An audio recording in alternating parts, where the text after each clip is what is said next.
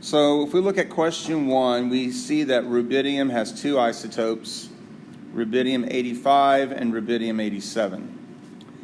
For the sake of this problem, we're going to assume that the mass of 85 is actually 85 and that the mass of 87 is actually 87.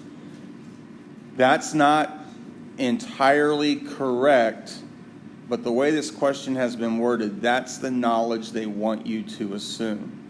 So if I want the average mass of rubidium, I will take 85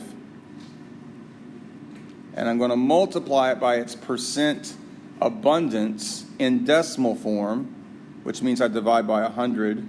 So that's going to be 0.722. And I'm going to add to that the mass of rubidium-87, which we're going to take to be 87, times its percent abundance in decimal form. Again, we're dividing by 100 or moving the decimal point 2 places to the left, which is 0.278.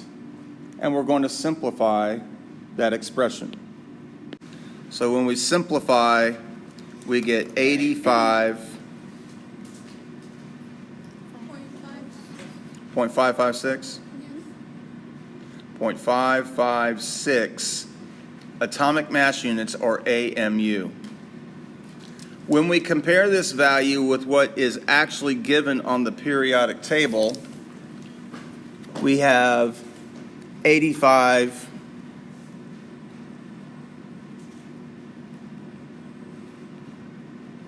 0.468. This is acceptably close, and the reason our value is a little larger is that we assume the mass of rubidium-85 is 85. It's actually a little bit less than that. So this answer makes sense. So with problem 2, uranium has 3 isotopes, so we're going to employ the same kind of problem-solving technique. We want to convert our percent abundances to decimals, and we're going to do this by dividing by 100.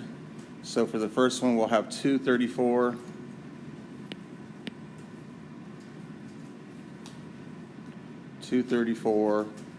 times 0.0001 plus 235 times 0.0071 plus 238 times 0.9928. So when we simplify the expression, we get 237.9783 AMUs.